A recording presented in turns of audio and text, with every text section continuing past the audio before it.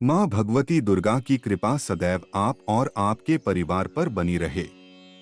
पितरों की कृपा प्राप्त करने और उनकी आत्मा की तृप्ति के लिए साल में विशेष रूप से 15 दिन होते हैं, जिन्हें पितृपक्ष के रूप में मनाया जाता है। यह समय पितरों की प्रसन्नता के लिए महत्वपूर्ण माना जाता है। आज की वीडियो में हम जानेंगे कि साल 2024 में पितृपक्ष कब से शुरू हो रहा है, कब समाप्त हो रहा है और इन 15 दिनों के दौरान आपको क्या करना चाहिए और क्या नहीं करना चाहिए। इस वीडियो में आपको पितृपक्ष से संबंधित कई सवालों के जवाब मिलेंगे, इसलिए वीडियो को पूरा जरूर देखें और अगर आपको वीडियो अच्छी लगे तो इसे लाइक भी करें। अब बात करते हैं पितृपक्ष के बारे में। शास्त्रों के अनुसार पितृपक्ष के दौरान हमारे पूर्वज पितृलोक से धरती पर आते हैं और अपने परिवार जनों से मिलने के लिए हमारे आसपास रहते हैं। इस समय में जो भी तर्पण, श्राद्ध कर्म और दान किया जाता है, उससे पितरों की आत्मा तृप्त होती है। भाद्रपद मास की पूर्णिमा पर पितृ धरती पर आते हैं और आश्विन मास की अमावस्या पर वापस पितृलोक चले जाते हैं। जो लोग पितृपक्ष के दौरान तर्पण और श्राद्ध कर्म करते हैं, उन्हें पितरों का आशीर्वाद मिलता है। हालांकि कुछ लोग इसे अंधविश्वास मानते हैं और इस कारण पितरों के लिए तर्पण, जल दान या दीप दान नहीं करते। इससे उनके पितर अतृप्त होकर लौट जाते हैं, जिससे जीवन में कई समस्याओं का सामना करना पड़ सकता है। इसलिए इन 15 दिनों में पितरों की तृप्ति के लिए तर्पण और श्राद्ध कर्म करना आवश्यक है। अपनी सामर्थ्य के अनुसार जो भी संभव हो, पितरों को याद करते हुए उनका तर्पण अवश्य करें। अब बात करते हैं कि पितृपक्ष कब से शुरू हो रहा है। तो देखिए, पितृपक्ष भाद्रपद मास की पूर्णिमा तिथि से लेकर अमावस्या तक रहता है। इस बार पितृपक्ष का प्रारंभ 17 सितंबर 2024 से हो रहा है, जो मंगलवार का दिन है। इस दिन पूर्णिमा का श्राद्ध किया जाएगा। इसके बाद श्राद्ध की तिथियां इस प्रकार हैं। प्रतिपदा का श्राद्ध 18 सितंबर 2024 बुधवार को होगा। द्वितीया का श्राद्ध 19 सितंबर 2024 गुरुवार को होगा। तृतीया का श्राद्ध 20 सितंबर 2024 शुक्रवार को होगा। चतुर्थी का श्राद्ध 21 सितंबर 2024 शनिवार को होगा और इसी दिन महाभरणी श्राद्ध भी किया जाएगा। पंचमी का श्राद्ध 22 सितंबर 2024 रविवार को होगा। षष्ठी का श्राद्ध 23 सितंबर 2024 सोमवार को होगा। उसी दिन सप्तमी का श्राद्ध भी होगा।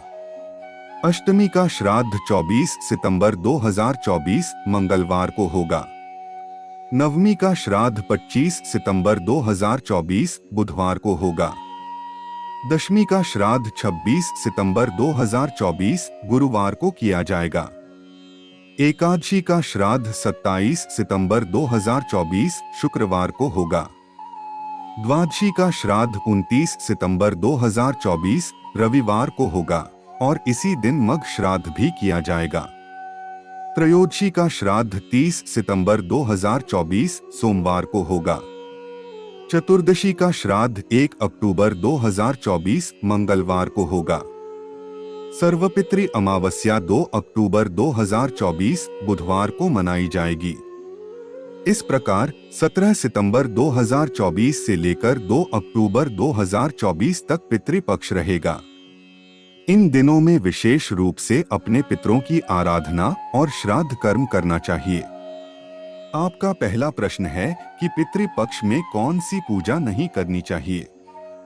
कई लोग यह मानते हैं कि इस दौरान घर के मंदिर में देवी देवताओं की पूजा नहीं करनी चाहिए या अगर कोई मंदिर है जहां हम नियमित रूप से जाते हैं तो वहां भी नहीं जाना चाहिए। ऐसा बिल्कुल नहीं है।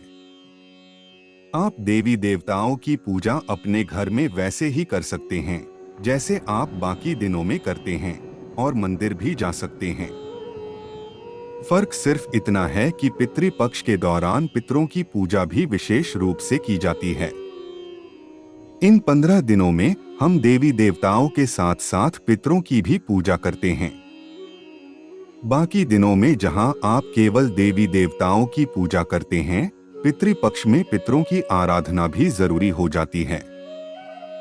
जो भक्त महालक्ष्मी व्रत कर रहे हैं, उन्हें भी अपने व्रत और पूजा उसी प्रकार से करना चाहिए जैसे बाकी दिनों में करते हैं। इसके साथ ही पितरों की भी पूजा करनी होती है।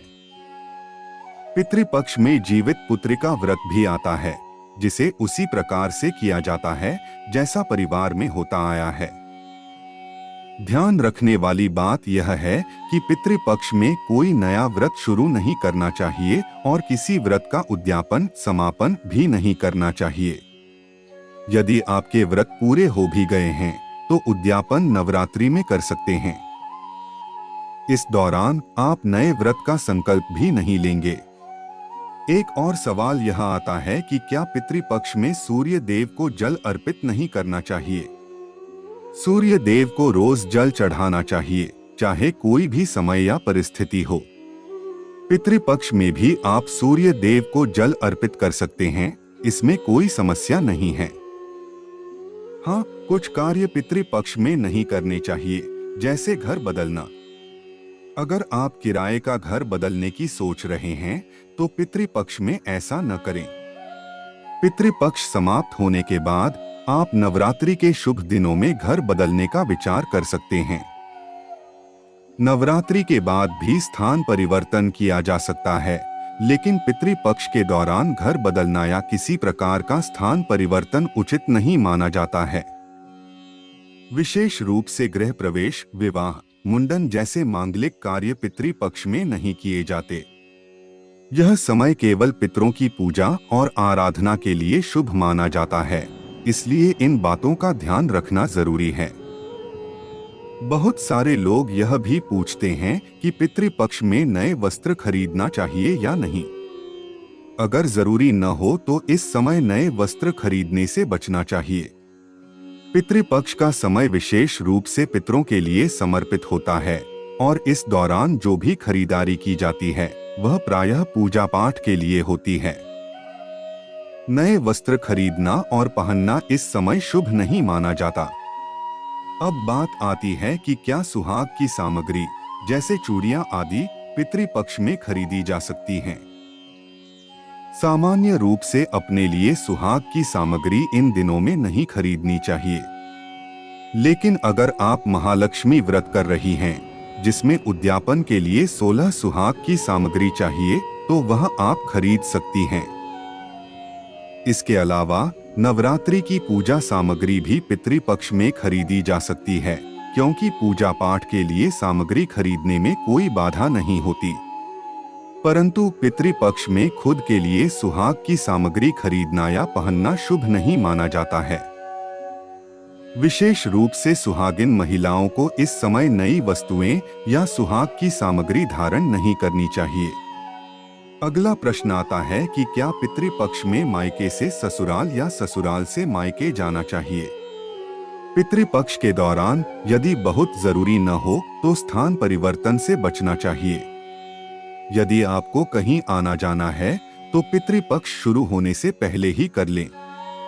यदि आप मायके में हैं तो पितृपक्ष के दौरान ससुराल में रहना बेहतर माना जाता है, इसलिए पहले ही ससुराल लौट जाइए। एक और प्रश्न आता है कि यदि बच्चों का जन्मदिन पितृपक्ष में पड़ता है तो क्या हम इसे मना सकते हैं?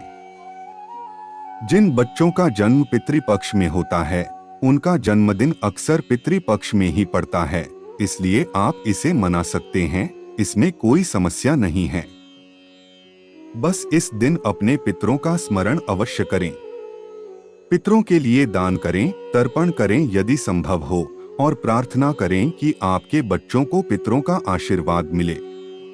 उस दिन अपने बच्चों के द्वारा गरीबों, अनाथों, जरूरतमंदों और बुजुर्गों को भोजन करवाएं। पितृपक्ष में जन्मदिन मनाने का यह सबसे श्रेष्ठ तरीका है। अगर संभव हो तो उस दिन अपने बच्चे से पीपल, बरगद या तुलसी का पौधा लगवाएं। यह भी पितरों की तृप्ति के लिए श्रेष्ठ माना जाता है और बच्चों को पितरों का आशीर्वाद मिलता है। इस प्रकार आप बाकी सेलिब्रेशन कर सकते हैं, लेकिन इन कर्मों को भी शामिल करें, जिससे यह और भी शुभ हो जाएगा। जिन बच्चों का जन्म पितृपक्ष में होता है, उन्हें पितरों का आशीर्वाद विशेष रूप से प्राप्त होता है, क्योंकि यह संकेत है कि आपके परिवार का कोई पितर लौटकर आपके परिवार में आया है। पितरों का श्राद्ध करने का सही समय और विधि के बारे में बात करें तो शास्त्रों के अनुसार सुबह और शाम को देवी देवताओं की पूजा की जाती है, जबकि दोपहर का समय पितरों को समर्पित होता है। लगभग दोपहर 12 बजे के समय पितरों को याद करके श्राद्ध कर्म किया जाता है। सूर्य को अग्नि का स्रोत माना गया है, इसलिए दोपहर का समय पितरों और देवताओं को भोजन अर्पित करने के लिए श्रेष्ठ माना जाता है। देवताओं को भोजन अर्पित करने के लिए यज्ञ किए जाते हैं। पितरों को भोजन देने के लिए सूर्य की किरणों को माध्यम माना जाता है। श्राद्ध कर्म संपन्न करने के लिए रोहिणी मुहूर्त और कुतुब मुहूर्त को शुभ माना गया है। इस दौरान कौवे, चींटी, गाय, देवता और कुत्ते को पंच बलि भोग अर्पित करना चाहिए। साथ ही ब्राह्मणों को भोजन कराना आवश्यक है। जिस तिथि पर आपके पितरों का श्राद्ध करना है, उस दिन विशेष रूप से ब्राह्मणों को भोजन कराना चाहिए। इसके अलावा सर्वपितृ अमावस्या के दिन उन सभी पितरों की आत्माओं की तृप्ति के लिए श्राद्ध और तर्पण करना चाहिए, जिनका नाम, तिथि या कोई अन्य जानकारी आप भूल गए हों। अगर संभव हो तो ब्राह्मणों द्वारा ही यह कर्म करवाना अधिक श्रेष्ठ माना जाता है, क्योंकि शास्त्रों में कहा गया है कि श्रद्धा से किया हुआ श्राद्ध ही फलदायक होता है, जिससे पितर तृप्त होते हैं। इसलिए जो भी कार्य करें, श्रद्धा और भक्ति से करें। डरने की आवश्यकता नहीं है, क्योंकि ये आपके ही पितर हैं, आपके पूर्वज हैं, जो आपके शुभचिंतक हैं। वह बस आपको दिखाई नहीं दे रहे हैं, पर इस दौरान आपके पास ही होते हैं। इन 15 दिनों में वह विशेष रूप से आपके आसपास होते हैं, इसलिए श्रद्धा से उन्हें स्मरण करते रहें। पितृपक्ष से जुड़े आपके अन्य सवालों के उत्तर आने वाली वीडियो में मिल जाएंगे। अगर आपका कोई प्रश्न है तो उसे कमेंट बॉक्स में लिख दीजिए। अगर आपको यह वीडियो पसंद आई हो तो इसे लाइक और शेयर करें। यदि आप चैनल पर नए हैं और अभी तक सब्सक्राइब नहीं किया है तो सब्सक्राइब करके बेल आइकन जरूर दबाएं, ताकि आपको नई वीडियो की जानकारी सही समय पर मिल सके। मिलते हैं अगली वीडियो में, तब तक के लिए जय श्री राधे।